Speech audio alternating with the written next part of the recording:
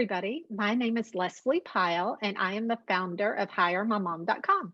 Today, I'm super excited to have Katie McFarlan with Dakota Design Company here to share some of her experience and expertise. So, thank you, Katie, for joining me. Yeah, thanks for having me. I love the work that you do with hiring moms, and I think that's so wonderful to create something specifically for that, workforce. Yes, and I know you have three little girls, right? Yep, Yeah, so 3, 6, and 8. yes, that's awesome. And so I'm sure you enjoy the ability to work remotely as well. Yes. Well, tell us about your business, how you got started, and what you do. Yeah, so my business is Dakota Design Company. I work with interior designers and wedding planners to kind of manage the behind the scenes of their creative operation, because what I find is a lot of times they're very talented and their business has skyrocketed, but they didn't really build out the foundational pieces. Right. So I come in and kind of help them get those processes in place and select the right software and systems to manage their client experience and just their day-to-day stuff. So Right. and then I got started, just I used to have my own wedding planning business, and so I kind of had that logistical planning side, but then also mixed with that creative side for designing events. And so I just kind of carried that forward as I had one kid and then another kid. I had to retire from that industry, Mhm. and so now I'm like, well, I still love the creative industry. I still love all like the operations and logistics. And so this has been a really great way for me to do that type of work in an industry that's really creative, but gives me the flexibility to be home with my kids. Right. What a great idea to take Yeah. what you were doing before and you had perfected the processes and understood what all of these other, interior decorators, wedding planners, event planners needed. And you could easily step in and say, hey, here's how you can really spend your time doing what you're good at and put these processes, these systems, and these team members in place to help you out. Yep, definitely. And it's Yeah. it's been nice because I do have that consumer experience of actually speaking directly with brides. Like that Yes. helps so much when we are building things out for them, because I know how the end consumer is wanting to receive it and what they expect. Right. Yeah, that makes great sense. Okay, so let's dive into some questions. What is the first thing a business owner can do to improve their client experience?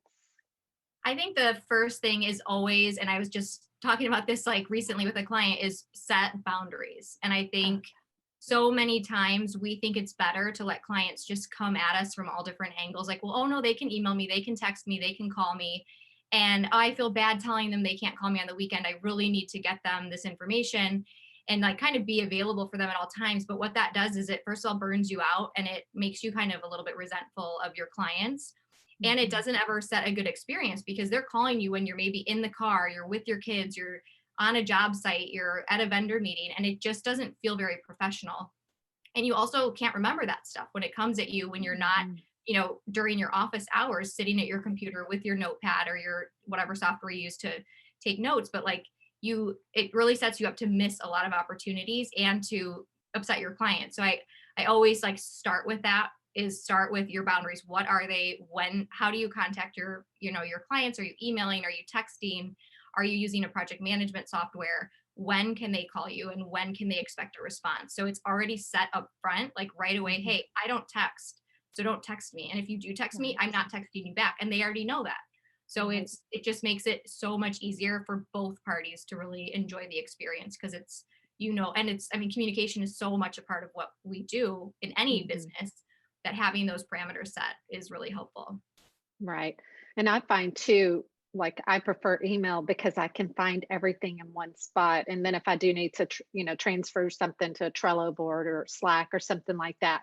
But my primary communication, is going to be one of those because it keeps everything organized. Like you were saying, if you use, five different means of communicating with a client, you're not going to remember, did they email it to me? Was it on a Trello board? Was it, where was it?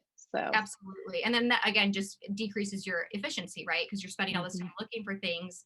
And then if you're also looking to grow your business and add a team, where do you find things? Like, well, I don't know. Sometimes this client calls and sometimes this client can text, but no one else can text. So it's like, well, how do you bring that to, like, how do you bring these like policies that aren't really enforced to a new Mhm. team member when they're like, I don't know, like, sure, you can text me. And then, the business owner's like, no, actually, we don't text with that client. So Right. it helps to be more efficient just to have like your core communication channels. Right. And so when you work with these different clients, do you recommend them pick one particular, Yeah, project software? yeah, so usually I recommend either email or their project management software, kind of whichever one they're gonna use, right? Because some clients hate Hmm. email, and so they want it to be in their project management software. I Hmm. would say for all of them, or like 90% of them, they despise text messages, but they've started their business by letting clients text them.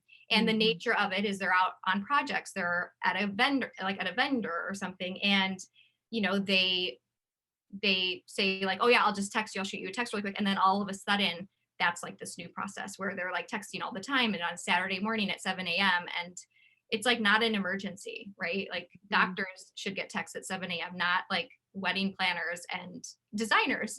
Yes. Right. That's good. I think that, that keeping everything organized, setting those boundaries is really important. Yeah. Okay. So, what are some of the biggest mistake business owners make with their client experience?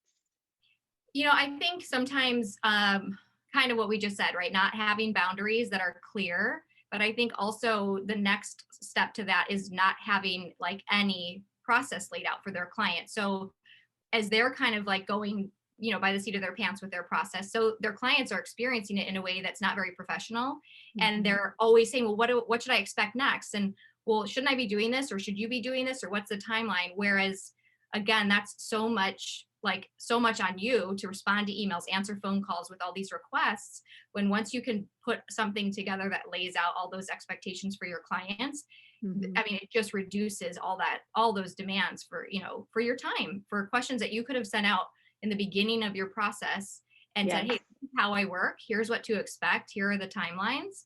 And that's there it is. And then the client's like, sweet, she's got it covered. She's a total Yes. professional. She's going to tell me when something's coming that I need to know about. So I, Right. I would say that just not having any process in place. Yes. Okay. So I'm familiar and use Trello and Slack. What are some of the other project management tools that you've heard of or that some of your clients use in case someone's looking at options? Yeah, so I like Asana, and usually most of Okay. my clients are using Asana. Some of them will use a CRM to kind of manage some of their projects, where again, that's somewhat limited depending on the CRM that you use because you can't really do a lot of task assigning, especially if you have, Mhm. a team or, Right. multiple clients where you're maybe using that software to manage the projects. So I Mhm. would say for my clients, we usually end up in Asana. Okay. Well, that's good. That's helpful. Okay. So my next question is, how can employers prevent getting burned by new employees? Oh, well, I think, I mean, there's the saying like hire slow, fire fast. And Mhm. I think one of the things that I see is a lot of my businesses will want to hire, they'll need help in hiring, right? Like it's administrative, it's the things that are just like the day-to-day things that are piling up. And so Mhm. they think, okay, I need to hire for that. But then they know that, but then they also think on the other hand, I should hire like somebody that maybe is not going to cut that down because in their head they're like, well, I want to grow, I want to do all these things. So I should hire a business coach or I should Mhm. hire the next big person who's going to take me to the next level in my business. And maybe that's someone who is within their business. Like for Mhm. my company or for my business, that would often be like a lot of my clients are like, I want to hire another designer. It's like, well, Oh, hold on. You need someone administrative or a right. junior or assistant to facilitate you to have the space to be able to train a new designer to your standards. So I feel like sometimes they skip a step in their hiring and they hire somebody that they're really maybe not ready for, and so they bring that person on with this hope of them filling this big role and bringing in all this revenue, but Mhm. they still need that administrative support where like it's all going to crumble and now this new person they brought on is going to be doing a lot of that and then they're going to be unhappy and then it's this domino effect.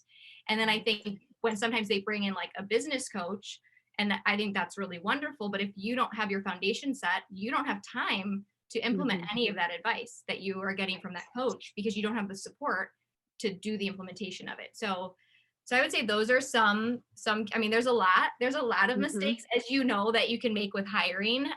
Yes.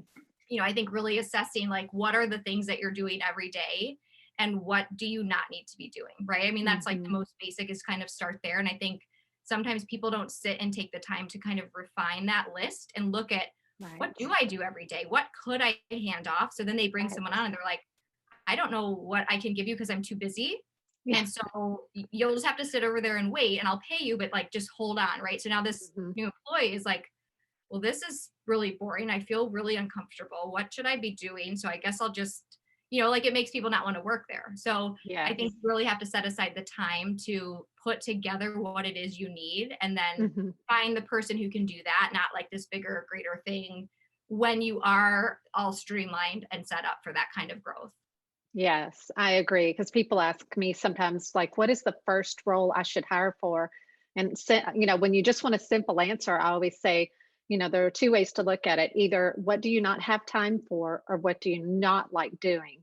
And usually Yep. it's a combination of those two things. And what bogs you down. Like if you're bogged down with your administrative, your email, that sort of thing, and you can't do whatever your zone of genius is, then that's definitely something I think always it's probably something in the administrative area that you need to let go of because Yep. you can't do that and your monthly accounting or whatever and have enough time to do your thing. So those I think are always a couple of ones to really look at. And another common one, people want to have a great social media presence but they don't necessarily have the time or the knowledge to create engaging beautiful posts. So Yeah. that's And I feel kind of like some of the ones.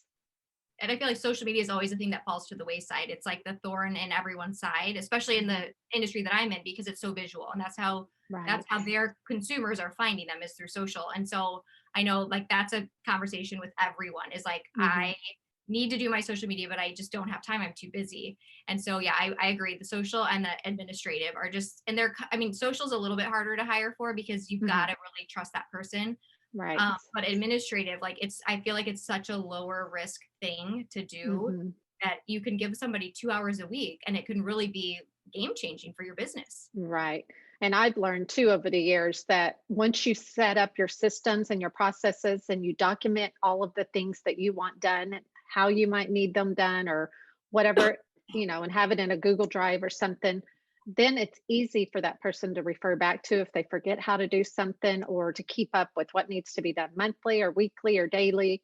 And just investing in the time to be organized up front makes, and it also helps if for some reason that person doesn't work out or 2 years later they move away or whatever and you need to hire again, you've already got everything documented. It makes a new hire easier. Absolutely. Yeah. I think definitely there's a lot to say about doing it yourself first and Hmm. mapping all of that out because like even for my own business when I was initially hiring, I was like, I don't necessarily know how much I should be paying for this role because I don't know how to do it. But then I was Right. like, you know what, before I hire somebody at some crazy rate, I want to figure this out to see like how long is real and how much value Hmm. is it bringing to my business because Right. I was getting crazy quotes for Pinterest management and I was like, how long does it really take and what Mhm. is there to it, right? So in a slow season, I was able to learn Pinterest and then I was able to Yes. hire what I felt was like adequate for that role. Hmm. Yeah. Excuse me. I I think that's, yeah, very good to know because you also want to know, if something happens to that person and you've got to jump in, temporarily how it's done. So Yeah. it is good, assuming that it's not some huge technical background Yeah. needed. Yeah. There's definitely tech things where it's like, okay, this I know Yeah. that this is not worth my time, but Yeah. I The also a web lot developer stuff, don't even get me near any of that sort of thing. So, okay. The next question I have for you is what are your suggestions for onboarding a new employee? yeah, so I just set this up for a couple clients in the last couple weeks. So I of course like to have a process for it, right? So there's again, it builds in a little bit of a bubble for the business owner Hmm. because they don't have to be like on and training when they're busy, right? Because Right. typically when you're hiring, if you're already really busy, you don't have a lot of time to like onboard somebody, train Mhm. them, answer all their questions and all of that. So I always recommend setting up like an onboarding, like an orientation like system for your new employee. And so what I do with my clients, we do this in Asana, is we have like a project board that's specific to that new hire, and then Mhm. we have orientation documents in there. So it does take a little bit of time to set that up. A lot of times I'll create that for my clients. Mhm. And so it's essentially kind of goes over like their company policies, what their services are, who their clients are, a little bit just about like their just the way they run their business, the Right. software they use. If there's any software that they are going to be expecting their employee to use, like here's some information on it so that you can, familiarize yourself with it in downtimes.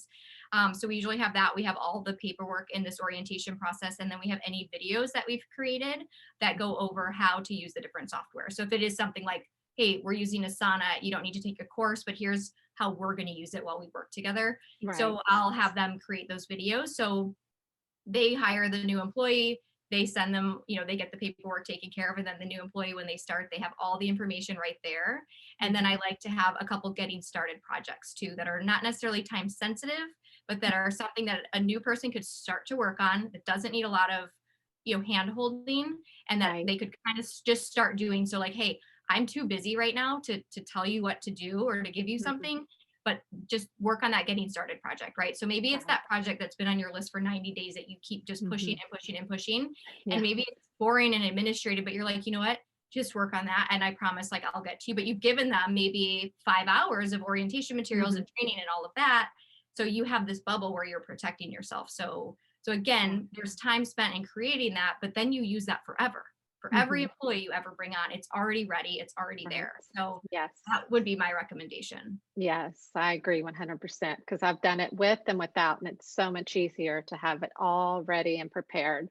And of course, tweaking it as things change, as you grow, Yep. and that sort of thing. Yep. Okay, the last question I have for you is what are your tips on how to stand out in the interview process? So, this will be obviously geared more towards our job seekers. And Yep. then tell us what you recommend not doing when someone gets hired.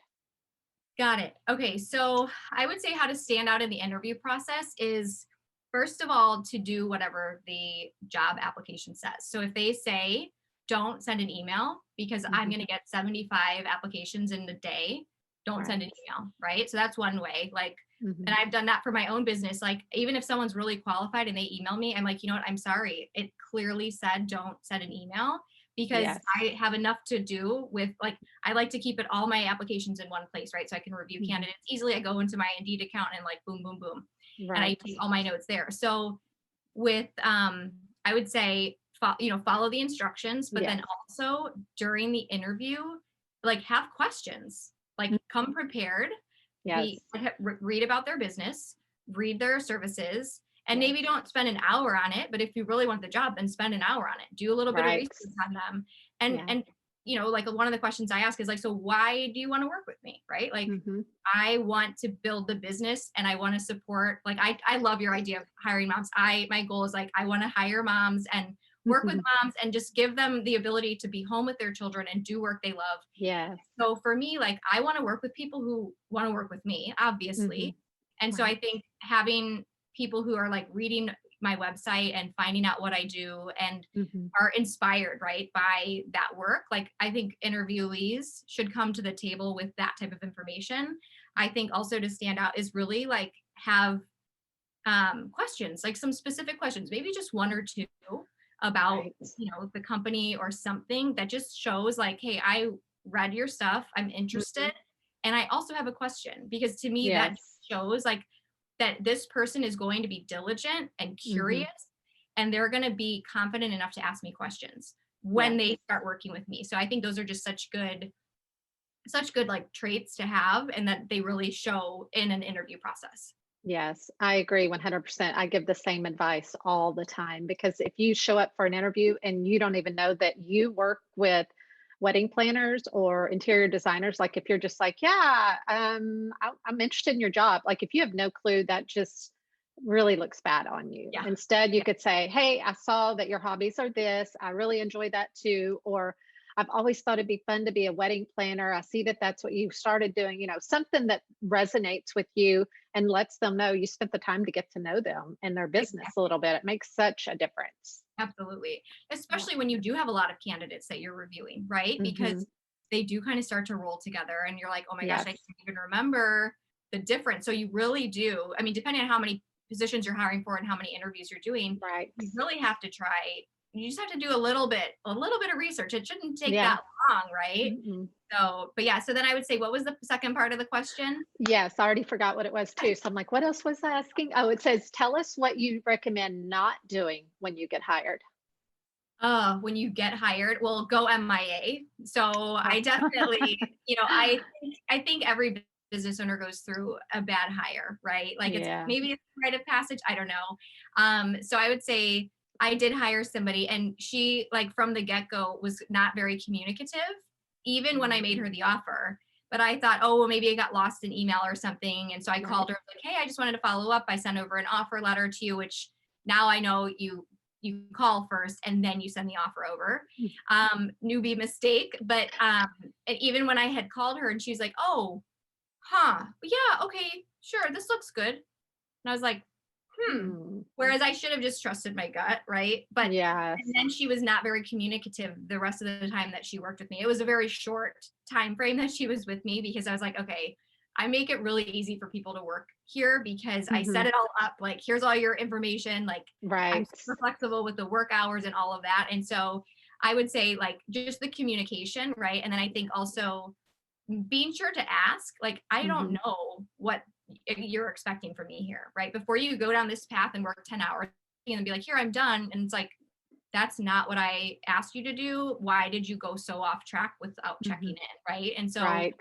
I would say that I'm sure you have way better, way No, better. that's good. That's a great one because, yeah, communication is so important, whether it's, a question on what they're doing or how they do it, or just communicating that, we have an ice storm and I might not be able to get on, whatever it is. Just, I'd rather someone over communicate with me, whether Yep, that's like through the Google messaging system or email or whatever, versus not knowing and not getting any response to an email. Like, even if it's just got it, thank you, just exactly. Yeah, an acknowledgement goes a long way. absolutely. Yeah. So with the ladies who work with me, I just say, when I give you something in Asana, just thumbs up it, just so I know. Like, it doesn't have to be that Yes. second because they are, they're like subcontractors, but I'm like, Right. just thumbs up it so I know, like, that you got it and that Right. you understand. And if you have any questions, obviously just message me. But it's, I mean, the communication just makes a world of difference. And It they does. all, that was a big part of it. Here's how I like to communicate. It's by Hmm. Asana or Yes. Boxer. For my team, we'll do Yep. Boxer. So it's like, Hmm. hey, Katie, I'm working on this. I need something really quick. Right. But yeah, I just think communication. And again, like, always going with that gut instinct. Like, I should have listened to that. And I think that, if somebody is just not, like, communicative to the level that you want, that's just not Hmm. going to be a good fit ever, right? Like, if Right. you like Yes. have that, like, if you are an external processor or you love emails or you love text, like, then you need to get your team on the same page so that way Hmm. you get what you need when you need it. Otherwise, you'll turn into, like, this crazy micromanager, like, she's never Right. responding to me, right? So I think, again, setting that expectation for how you want to Yes. communicate. And nobody has time to micromanage. That's the whole reason you hire, right? You Exactly. want Oh my someone to be able to take the ball and run and God. only stop running when they have a question or there's some kind of hiccup in the process. Yes, yes, for So, sure. well, thank you, Katie. You've provided a wealth of information. Any final thoughts or anything that we missed that you wanted to share? Gosh, I feel like we went over a lot in a short amount of time. Yeah, we did. We just kind of took off and ran. Yeah, yeah. Okay, so if people want to learn more about you, where can they find you? So they can find me on my website. It's dakotadesigncompany.com, or I'm also on Instagram by that same name. Okay, very good. And we'll link those below in the video. So thank you again. We look Yeah, forward thank to you. hearing how your business continues to grow and excel. Oh, awesome. Thank you so much.